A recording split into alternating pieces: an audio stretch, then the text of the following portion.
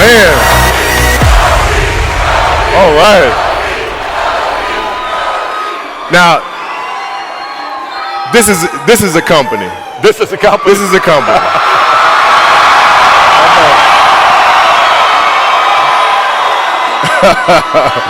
It's awesome. Wonderful.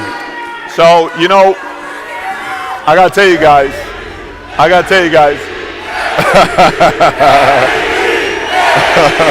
Thank you. Thank you.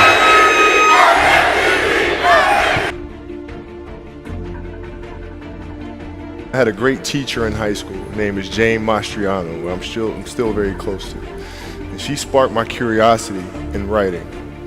And the reason why I felt it was important at the time was not for the writing's sake, or not for storytelling purposes, but there are things in story, inherently in story, that can help me be a better basketball player, be a better teammate, a better leader, understand emotions better.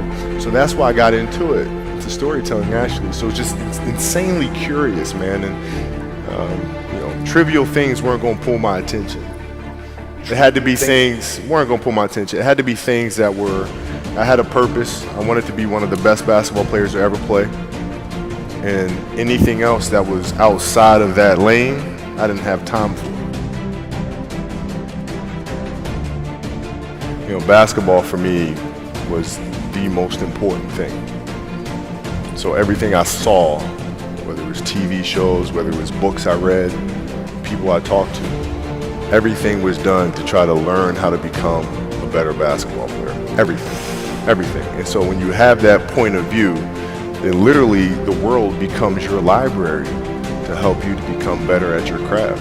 The world becomes your library to help you improve your craft, better your craft. Yes, indeed. So because you know what you want, the world's giving you exactly the information you 100% need to become better at it. Because you know what you're looking for. So at 13 years old, I had a kill list. And so, they used to do these rankings, so Street and Smith basketball rankings. And I was nowhere to be found because I was like 6'4", scrawny, like 160 pounds soaking wet. So I was like 57 on the list. And so I will look at 56, 55, all the way up to number 1, and who these players are, what club teams they played for. So when we go on an AAU travel circuit, I gotta hunt them down, right? And so that became my mission in high school, is to check off every other person, all those 56 other names, hunt them down and knock them down. And I played the longer game because my game wasn't about being better than you at 13. It was to be better than you when the chips are really on the line. So when we played at 13, I would size you up and see what your strengths and weaknesses are. How do you approach the game? Are you silly about it? Are you goofy about it? Are you good at it just because you're bigger and stronger than everybody else? Right? Or is there actually thought and skill that you put into it?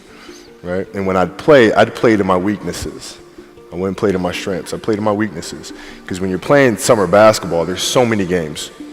So there's not a lot of skill work being done. So when are you going to get better? Right? When you're playing in competition situations, you're only playing to your strengths. Why? Because you want to win.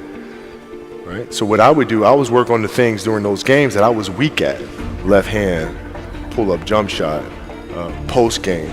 Right? So I have a strategy. And so then fast forward to when I'm 17 and my game is completely well-rounded, and that player at 13 that I saw at 13 is still doing the same shit at 17, now you got a problem. In the NBA, it was actually easier because what I found in the NBA is a lot of guys played for financial stability. And when they came to the NBA, they got that financial stability, so therefore the passion and the work ethic and the obsessiveness was gone. So I'm looking at that, I'm like, this is gonna be like taking candy from a baby. No wonder Mike wins all these fucking championships. It's like, this is crazy. You know what I'm saying? And then you had the players that had that passion, but weren't willing to commit their entire lives to doing that, right? It's a choice. Right? You have other things. You have family. You have all these other things that you have to do. The game can't really be your number one priority. And so I was just looking at that like, man, this is gonna be fun.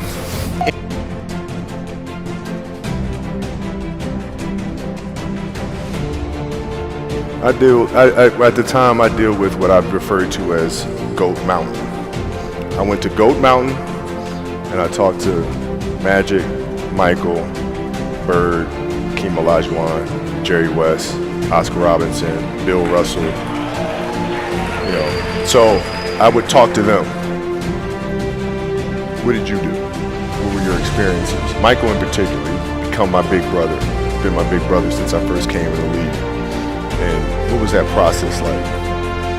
So I went to them and started understanding the ins and outs of the game, and you know, how they approach things and their level of detail and obsessiveness. And that's what I did. Like when I was in high school, I used to work out with the 76ers. I used to ask them, what's it like to guard Mike? Mike? You mean Black Jesus? I'm like, what the fuck? Black who? Oh, we call him Black Jesus. Or you can call him Black Cat. I'm like, I'm gonna call him fucking Mike. That's his fucking name.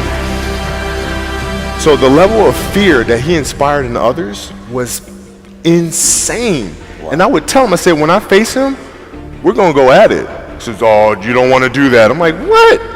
Man, you don't know me, man.